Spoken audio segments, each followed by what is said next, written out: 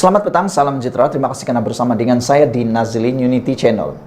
Baru saja selesai penamaan calon untuk PRK Kemaman. Akhirnya ini pula yang terjadi. Dipetik daripada Negara Merdeka, panas. Adun bersatu, desak. Menteri Besar PAS, Perlis, letak jawatan. Ini memang panas. Menjadi persoalan kita ialah siapa adun bersatu itu dan kenapa dia menuntut Menteri Besar PAS itu PAS di Perlis letak jawatan. Beraninya kan, berani kan? Bukankah mereka ini bersahabat? Bukankah Parti Bersatu dan Parti PAS ini berkawan? Kenapa pula kawan desak kawan pula letak jawatan? Apa masalah mereka nih? Apa sebenarnya yang sedang berlaku dalam Perikatan Nasional, khususnya Bersatu dan PAS nih?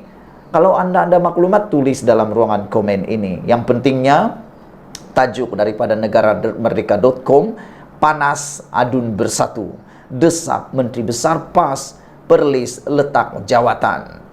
Suhu politik di negeri ini bertukar panas apabila Ahli Dewan Undangan Negeri Adun Kuala Perlis, Abu Bakar Hamzah, mendesak Menteri Besar Perlis Muhammad Syukri Ramli meletakkan jawatan. Ayo, ini baru selesai angkat sumpah, sudah angkat sumpah exco sudah diarah pula letak jawatan Menteri Besar Perlis ini. Menurut Abu Bakar, dia mendakwa dirinya dinafikan hak sebanyak 2 kali sebagai exco kerajaan negeri, dan keputusan dilakukan Muhammad Syukri membelakangkan keputusan Presiden Parti Bersatu yaitu Tan Sri Muhyiddin Yassin yang menamakannya untuk jawatan tersebut. Jadi rupa-rupanya kelihatannya Abu Bakar ini kecewa 2 kali. Kecewa 2 kali karena tidak menjadi exco kerajaan negeri. Dah 2 kali tak dilantik. Sebenarnya saya nak tahu juga lah apa kelebihan jadi exco kerajaan negeri ya, sehingga membuatnya sangat marah. Sangat marah. Pada pendapat saya, Abu Bakar ini dalam keadaan agak marah dan kecewa sehingga beliau berani mendesak Menteri Besar PAS di Perlis itu letak jawatan. Ini memang agak panaslah hatinya kalian.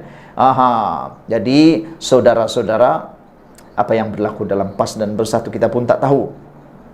Kata Abu Bakar, saya rasa kesal dengan tindakan Menteri Besar Perlis, bukan karena tidak dilantik, tetapi beliau tidak mengendahkan surat daripada Presiden Bersatu yang menyarankan saya dilantik untuk jawatan berkenan, yaitu exco, kata beliau.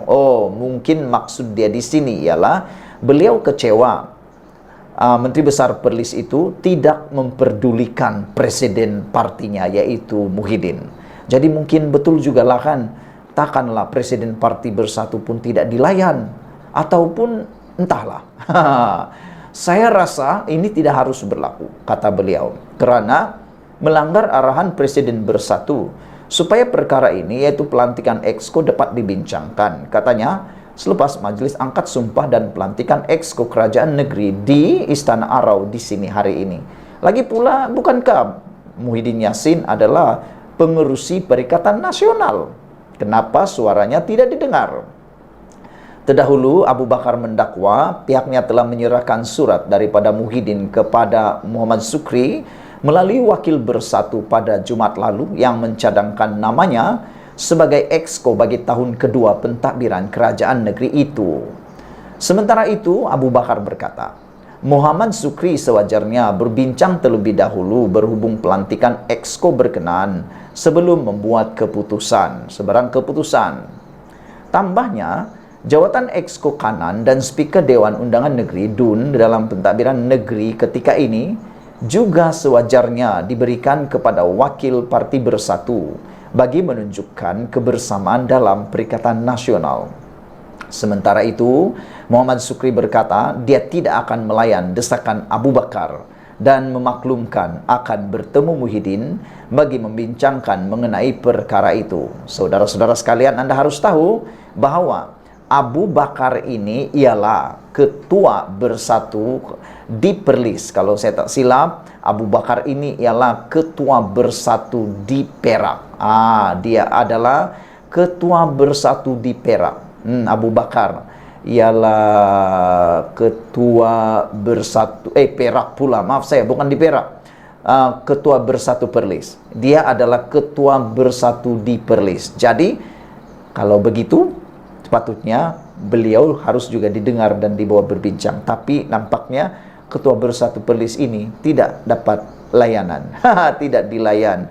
Karena menurut Samsuri, beliau tidak akan melayan desakan Abu Bakar, walaupun kita tahu Abu Bakar ialah ketua bersatu Perlis. Dan yang mengecewakan, pengerusi Perikatan Nasional yang juga adalah Presiden Bersatu, suratnya juga tidak mendapat perhatian sepatutnya daripada Menteri Besar Perlis itu. Jadi apa pendapat Anda? Patutkah Menteri Besar Perlis ini letak jawatan terpulang pada Anda? Sekian dulu untuk kali ini, ikuti terus ulasan selepas ini. Selamat petang, salam sejahtera, terima kasih karena bersama dengan saya di Nazilin Unity Channel. Ini satu pendedahan yang kata netizen dan penganalisis politik mula memperlihatkan keretakan dalam Perikatan Nasional, mula memperlihatkan masalah besar yang ada dalam Perikatan Nasional. Dipetik daripada FMT dengan tajuk Menteri Besar Perlis didakwa menolak Sur Muhyiddin lantik ketua bersatu jadi exco. Saudara-saudara sekalian, dengan tajuk seperti ini kita mula terfikir, terbuka minda, terbuka pemikiran kita, mengatakan dalam pemikiran kita, betulkah Perikatan Nasional ini masih kukuh? Betulkah PAS dan Barisan Nasional ini masih sekuat dahulu ikatannya? Karena dengan tajuk seperti ini, kita dapat menganalisis satu perkara yang mudah, yaitu ada masalah dalaman. Benar atau tidak, tak tahulah. Tapi dengan tajuk Menteri Besar didakwa tolak Sur Muhyiddin, lantik ketua bersatu jadi exco, ini sudah memperlihatkan serba sedikit keretakan dan masalah dalaman yang berlaku dalam Perikatan Nasional. Abu Bakar Hamzah mendakwa Muhyiddin Yassin ada mengutuskan surat untuk menamakannya sebagai exco Kerajaan Perlis. Nampaknya beliau agak kecewa. Menteri Besar Perlis Muhammad Syukri Ramli didakwa membelakangkan Sur pengerusi Perikatan Nasional PN yaitu Muhyiddin Yassin supaya melantik Ketua Bersatu Perlis Abu Bakar Hamzah sebagai salah seorang exco kerajaan negeri. Abu Bakar berkata, Muhyiddin yang juga Presiden Bersatu telah memutuskan surat menamakannya sebagai salah seorang adun parti itu untuk mengangkat sumpah jawatan di Istana Arau hari ini. Saya rasa ini tidak harus berlaku kerana melanggar arahan Presiden Bersatu. Supaya perkara ini, pelantikan exco dapat dibincangkan. Katanya, menurut utusan Malaysia selepas menghadiri majlis angkat sumpah exco di Istana Arau Perlis. Ada juga netizen yang mengatakan bahwa mereka kata, adakah Muhyiddin mula tidak dilihat, tidak dipedulikan dalam Perikatan Nasional? Kerana surat-surat beliau pun seakan-akan tidak dipedulikan, kata mereka. Di bawah pentadbiran Syukri, semua exco Perlis dilantik selama setahun bagi melihat pencapaian mereka dan sesiapa sahaja akan ditukar dalam usaha meningkatkan prestasi kerajaan. Pada majlis angkat sumpah hari ini, 4 adun PAS dan 3 adun Bersatu mengangkat sumpah sebagai exco. Mengulas lanjut, Abu Bakar berkata, semakannya juga mendapati tidak wujud unsur penolakan istana terhadap cadangan melantiknya sebagai exco seperti dimaklumkan kepadanya. Hasil rujukan saya, tak pernah langsung pihak istana terlibat untuk menyebelahi mana-mana pihak dan tindakan itu adalah tidak wajar, kata Abu Bakar yang juga adun Kuala Perlis. Sementara itu, utusan Malaysia turut melaporkan Syukri enggan melayan kenyataan Abu Bakar dan akan bertemu Muhyiddin untuk membincangkan perkara itu. Adakah Abu Bakar tidak dipilih kerana tidak kompeten? atau tidak menunjukkan prestasi yang baik? Tak tahu. Semuanya terletak pada keputusan Syukri, yang mana telah menyatakan akan bertemu dengan Muhyiddin membincangkan perkara ini. Setakat ini dalam Perikatan Nasional pun semua ahli jawatan kuasa masih lagi boleh kerjasama, khususnya wakil rakyat sedia ada. Cumanya berlaku sedikit kontroversi dengan beberapa pihak katanya. Abu Hamzah sebelum ini pernah mencetuskan kontroversi apabila mendedahkan berlaku pergolakan dalaman dalam PAS di Perlis, membabitkan isu kefahaman agama, susun atur gerak kerja, dan pentadbiran negeri.